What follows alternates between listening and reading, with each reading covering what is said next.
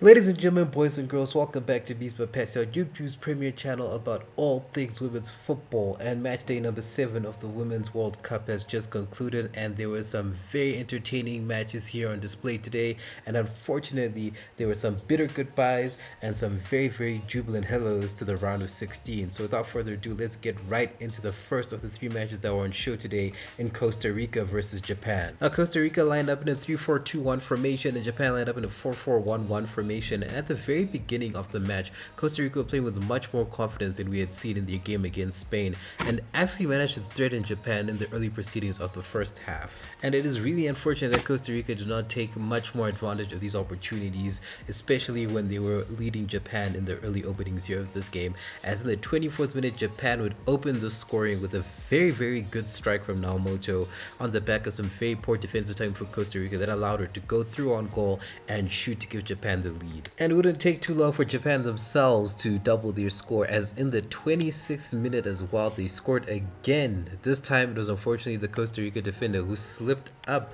to allow Fujino to go through on goal and give Japan the 2-0 comfortable lead that we're looking for going into the second half. And the game would pretty much have the same tone going to the second half, as Japan were dominant all over the pitch, particularly in attack, but Costa Rica were doing their very best to make sure that they did not concede, and rather they would try and get themselves on the score sheet and hopefully try and pick back Japan to 2-2, as Costa Rica did have some very good opportunities, but unfortunately, whether it was inexperience or the lack of awareness from their players, they were unable to get themselves in a very good position to score and potentially see themselves fighting back to get into the game with Japan once more. And eventually the game would end up 2-0 to Japan, and that would mean that Costa Rica's World Cup journey would come to a very premature end. And for the Japanese team, it is a very good sign that they're going to go very far in this tournament. But again, like the previous game against Zambia, Costa Rica is a very weak opponent, and we're yet to see them be really tested against some very strong opposition.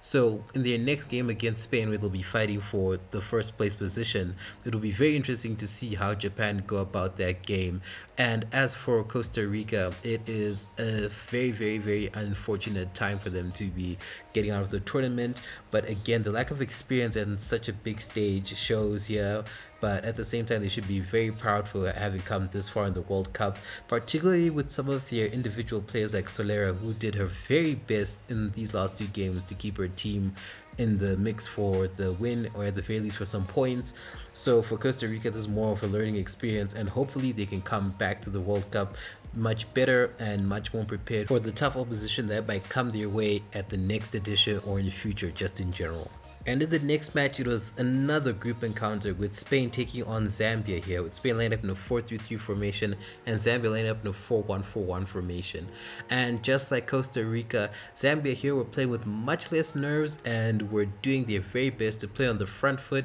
and try and get something against Spain, especially in the early stages of the game, where there was a little bit of a feeling out process, but Zambia were arguably the more dominant side in the first few minutes. But that wouldn't last too long, as in the 8th minute, Abajera struck the ball into top bins to give Spain an emphatic 1-0 lead to set the tone for the rest of the match, as only in the 12th minute, 4 minutes after the initial opening goal, Jenny Hermoso came in and headed the ball in from a beautiful cross to give Spain the 2-0 advantage. And though they were down, they were not out, as Zambia were doing their very best to keep themselves in the game. They did threaten Spain at some moments in the first half, but unfortunately were unable to really test the keeper here, who pretty much had a very quiet night. And that would essentially be the rest of the situation going into the second half. But special commendation must go to the Zambia keeper Sakala, who made a very great save in extra time of the first half from a very close range effort to keep the score at 2-0 going into the second half.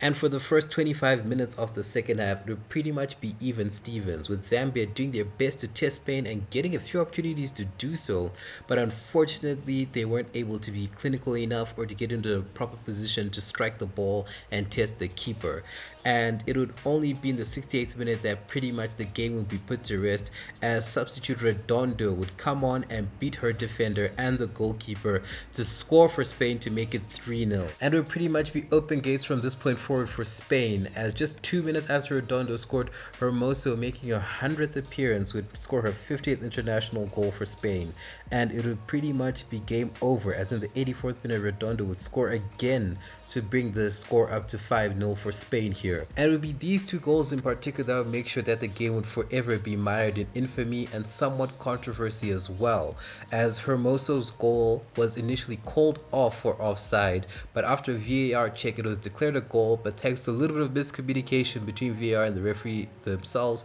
it was initially then said to stand as no goal until the referee corrected herself to make sure that the crowd knew that it was actually a goal. And as for the goal by Redondo, it was very fine margins to determine whether or not the goal was offside, but ultimately it was ruled onside to round off the scoring and give Spain the 5-0 win. And ultimately this would mean that Spain would join Japan in the round of 16 tie here in the Women's World Cup, as Zambia themselves would now crash out of the World Cup as well. And it would be commiserations to both Zambia and Costa Rica, who despite their best efforts in their second game are unfortunately both going home early here, and in the next match where they go off against each other, it'll just be a matter of them playing for pride, and hopefully one of those teams can go with the 3 points, or at the very most they each get a point from that final match. And for Spain and Japan, them going up against each other will be a very good test of them to see how well they can fare against much stronger opposition, and I think it'll provide the perfect start for them to see how well they can definitely go up against their opposition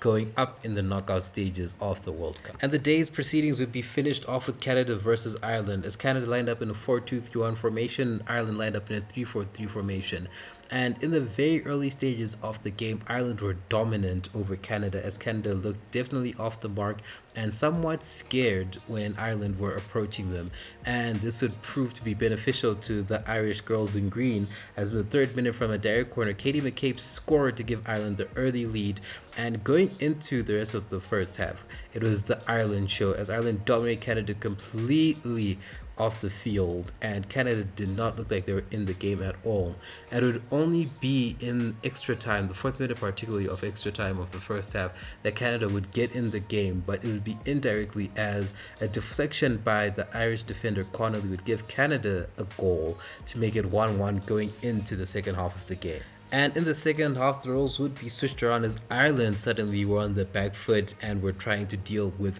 a very hard Canada attack, as Canada looked like they were finally themselves and they got themselves slowly back into the game, and eventually in the 52nd minute their efforts would pay off, as a cross would come in for Leon, who would convert to give Canada the lead for the first time in the match. And from this point forward it was pretty much game on, as Ireland suddenly woke up and would start to now press Canada a little bit more, but Canada, given that they had the lead, were much less pressured to now go forward and became more assertive of themselves in this game. And as the time ticked by, there were some very good opportunities from both sides, particularly on the Canadian side there was Haitema, who was constantly a threat alongside Sinclair and Lacasse, and then for Ireland of course it was Katie McCabe and Denise O'Sullivan, who were doing their very best to try and get Ireland back on level terms, with Abby Larkin chipping in as well to try and help out for the cause. But unfortunately, in spite of their very best efforts and some added extra time, the Irish girls in green were unable to equalize, and that means for the 3rd time in a row they would be the team to crash out of the Women's World Cup, and Canada's hopes for a group stage exit to the knockouts were firmly revived here, as they now go 4 points ahead in their group. And for the girls in green, they must be commended heavily for their last 2 performances at the World Cup, as they are one of the 8 debutantes at this World Cup, they showed a lot of heart, passion and charisma in their games against Australia and here against Canada, which shows that it is just the start for this team, and hopefully going forward in other major tournaments they can really go forward and deeper to really show what they're made of, not only here in the group stage, as they really did give Canada a run for their money, and pretty much this game would have gone any other way had it not been for that unfortunate own goal scored at the end of the first half. And for Canada, this serves as a wake-up call for the team should they advance to the knockout stage, stages, as they'll be facing up against much tougher opposition,